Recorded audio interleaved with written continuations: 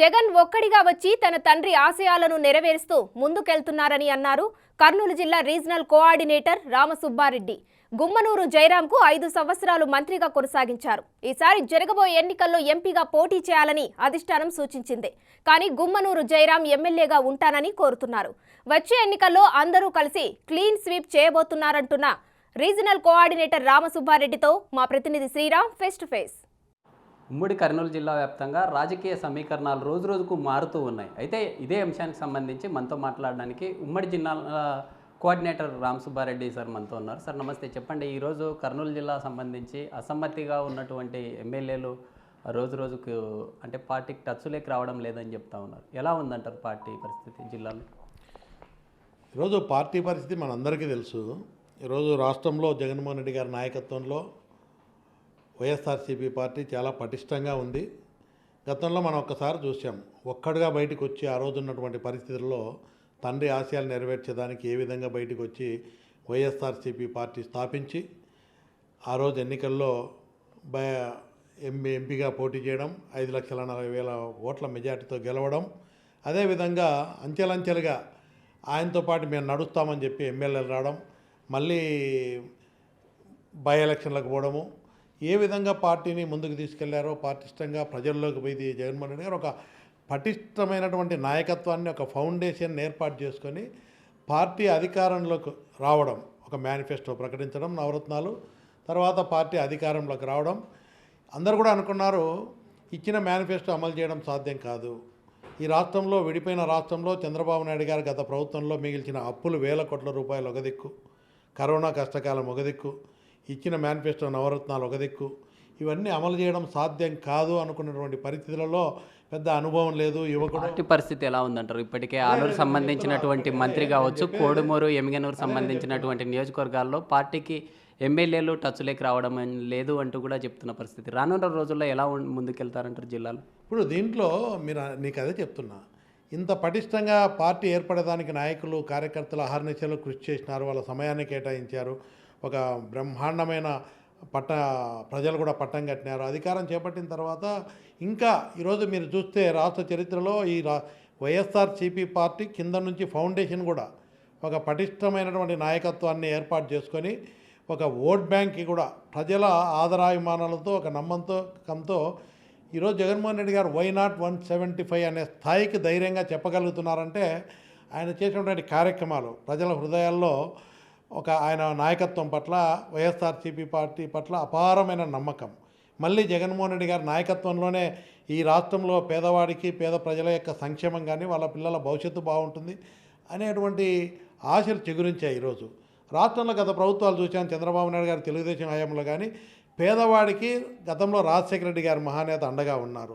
దాని తర్వాత రైతులకు కానీ, పేదవాడికి కానీ, పేదవాడి పిల్లల యొక్క భవిష్యత్తు బాగుండాలన్న జగన్మోహన్ రెడ్డి నాయకత్వమే కావాలని కోరుకుంటున్నారు. ఈరోజు మీరు పార్టీ పటిష్టంగా ఉంది. ప్రతి ఒక్కరు కూడా, కొంతమంది ఎమ్మెల్యేలు కావాలనుకునే వాళ్ళు ఎమ్మెల్యేలు కావాలంటున్నారు, కొంతమంది ఎంపీలు కావాలని కోరుకుంటున్నారు. ఇలాంటి పరిస్థితుల్లో కొంత సహజంగా అందరూ కూడా యాస్పిరెంట్లుగా ఉండడం సహజం. ఇప్పటికే ఆలూరులో ఉన్నటువంటి మంత్రి గుమ్మనూరు జయరాం ఎవరైతే ఉన్నారో పార్టీకి అందుబాటులోకి రాలేదు అంటూ కూడా ఇన్ని రోజులు మంతనాలు జరిగాయి అధిష్టానం నుంచి అని చెప్పారు. ఈ మధ్యకాలంలో నిన్న ఒక కార్యక్రమానికి ప్రారంభించడం, అంటే ఒక భూమి పూజ కార్యక్రమానికి ఇన్ఛార్జిగా ఉన్నటువంటి విరూపాక్షి కావచ్చు, లేదా గుమ్మనూరు జయరాం అంటే ఒకరి తర్వాత ఒకరు వెళ్ళడం జరిగింది. ఎలా చూస్తారంటారు? వీటిని ఎలా ముందుకు తీసుకెళ్తారు రానున్న రోజుల్లో ఈ గ్యాప్ని? దీంట్లో ఒక్కటే, ఈరోజు గుమ్మనూరు జయరాం గారికి పార్టీ పట్ల ఆయన అభిమానంగా పనిచేశాడు, నమ్మకంతో, సిన్సియర్గా. జగన్మోహన్ రెడ్డి గారు కూడా బీసీగా ఒక అవకాశం ఇచ్చి 5 సంవత్సరాలు చాలామందిని మార్చిన 5 సంవత్సరాలు ఆయన మంత్రిగా కొనసాగించారు. అదేవిధంగా ఇప్పుడు రాబోయే ఎన్నికల్లో అక్కడున్న పరిస్థితులు బట్టి జగన్మోహన్ రెడ్డి గారు ఒక నిర్ణయం తీసుకున్నది పార్టీ. అది కూడా ఈయన ఎంపీకి పంపిస్తే బాగుంటుంది, స్థానికంగా ఎమ్మెల్యేకు ఇంకొకరికి అవకాశం ఇస్తే బాగుంటుందని తీసుకున్న నిర్ణయంలో దాంట్లో జయరాం గారు నేను ఎమ్మెల్యేకే కావాలని దీంట్లో ఆయన కోరడం జరిగింది. లేదు, మన అధ్యక్షులు ముఖ్యమంత్రి గారు అలా మీరు ఎంపీకి వెళ్ళండి బాగుంటుంది అని చెప్పి చెప్పడం జరిగింది. దాంట్లో కొంత ఆయన సహజంగా ఎవరికైనా కూడా పార్టీలో ఎమ్మెల్యేగా ఉండాలని ఆయన కోరుకుంటున్నాడు. ఎంపీ కూడా చాలా గౌరవప్రదమైందే, దేశవ్యాప్తంగా ఒక ప్రోటోకాల్ ఉంటుంది, అన్ని విధాల గుర్తింపున్న పోస్టే. దాంట్లో జయరాం గారు కొంత సహజంగా నాకు ఎమ్మెల్యే కావాలని కొంత దూరంగా అన్నారు. తర్వాత మళ్ళీ దూరం అంటే పార్టీ క్యాబినెట్కి వస్తున్నారు, అసెంబ్లీకి వచ్చారు, ముఖ్యమంత్రి గారిని నిన్న వెళ్ళి కలిసి వచ్చారు. అక్కడ అసెంబ్లీకి వస్తున్నారు, క్యాబినెట్కి వచ్చారు, కానీ అక్కడ ఉన్నటువంటి నియోజకవర్గంలో గ్యాప్ మెయింటైన్ చేస్తూ ఉన్నారు. ఆ గ్యాప్ని ఎలా ముందుకు తీసుకెళ్తారు?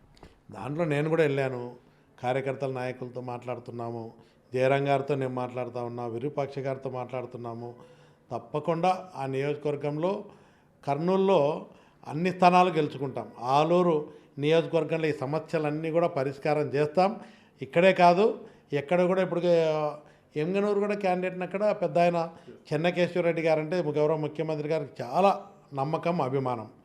చెన్నకేశ్వరరెడ్డి గారు గెలవలేరని మార్చట్లేదు, ఆయనకు వయసు ఎక్కువైంది అన్న, ఇంకొక విధంగా మీకు మీ కుటుంబానికి రాజకీయంగా మీకు నేను అండగా ఉంటాను, మంచి భవిష్యత్తు ఉంటుంది, అక్కడ బీసీ మహిళను తీసుకొస్తే బాగుంటుంది అనే ఆలోచనతో సమీకరణాల్లో సామాజిక న్యాయం అనే దృక్పథంతో చూసిందే తప్ప ఆడ చెన్నకేశ్వరరెడ్డి గారు బ్రహ్మాండంగా గెలుస్తారు.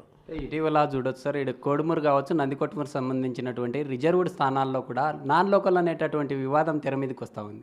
దీన్ని ఎలా ముందుకు తీసుకెళ్తారో, అంటే అక్కడ సిట్టింగ్గా ఉన్నటువంటి వారికి సపోర్ట్ చేసే ఛాన్స్ ఉందంటారా?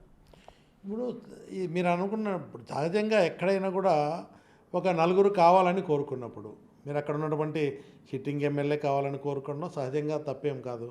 అదేవిధంగా అక్కడ పార్టీకి పనిచేసినటువంటి మిగతా వాళ్ళు కూడా ఎవరైతే ఉన్నారో వాళ్ళు కూడా మణిగాంధీ కానీ మురళి గారు కానీ మిగతా అందరూ కూడా తప్పేం లేదు కోరుకోవడంలో. ముఖ్యమంత్రి గారు ఒక నిర్ణయం తీసుకొని ఒక పార్టీకి ఇట్లయితే బాగుంటుంది, మీ సేవలు కూడా ఉపయోగించుకుంటా, మీకు కూడా మంచి అవకాశాలు ఇస్తానని అందరికీ చెప్తున్నాడు. వాళ్ళనేమి పార్టీ పరంగా ఆ నిర్ణయం తీసుకుంటానే ఇప్పుడు కొంతమంది ఎమ్మెల్యేకి పోతే కొంత ఎమ్మెల్సీ అవకాశాలు ఉంటాయి, ఇంకా ప్రభుత్వం అధికారంలోకి వచ్చిన తర్వాత రకరకాల అవకాశాలు ఉంటాయి, అందరికీ కల్పిస్తానని చెప్తున్నాడు. అందరి సేవలు ఉపయోగించుకొని తప్పకుండా కర్నూలు డిస్టిక్లో కానీ నంద్యాల జిల్లాలో కానీ నాకు ఏమాత్రం అనుమానం లేదు. గతంలో వచ్చినటువంటి తీర్పు మళ్ళీ ప్రజలు జగన్మోహన్ రెడ్డి గారిని ముఖ్యమంత్రి చేయాలనే ఆలోచనతో ప్రతి ఎమ్మెల్యేని గెలిపిస్తారు, 2 పార్లమెంట్లు గెలిపిస్తారు. బ్రహ్మాండమైన తీర్పుతో మళ్ళీ వైఎస్ జగన్మోహన్ రెడ్డి గారి నాయకత్వంలో వైఎస్ఆర్సీపీ పార్టీ అధికారంలోకి వస్తుంది తప్పకుండా. అదే జిల్లాలో ఉన్నటువంటి ఇన్ఛార్జిగా ఇటు నంద్యాల కావచ్చు, కర్నూలు సంబంధించినటువంటి శాసనసభ స్థానాల్లో కూడా తిరుగుతూ ఉన్నాము. రానున్న రోజుల్లో కూడా ఖచ్చితంగా ఇక్కడ కంచుకోటగా ఉన్నటువంటి కర్నూలులో రానున్న రోజుల్లో 14 స్థానాలను కైవసం చేసుకుంటాము. అయితే పార్టీలో ఉన్నటువంటి గ్యాప్ ఏదైతే ఉందో ఆ పార్టీకి సంబంధించినటువంటి కార్యకర్తలు లీడర్లతో మాట్లాడుతూ ముందుకెళ్తున్నాము. అలాంటివి ఏమి లేవు, రానున్న రోజుల్లో ఖచ్చితంగా గెలుపు దిశగా ముందుకెళ్తామంటూ కూడా తెలుపుతున్న పరిస్థితి. వీడియో జర్నలిస్ట్ సురేష్తో శ్రీరామ్, బిగ్ టీవీ, కర్నూలు.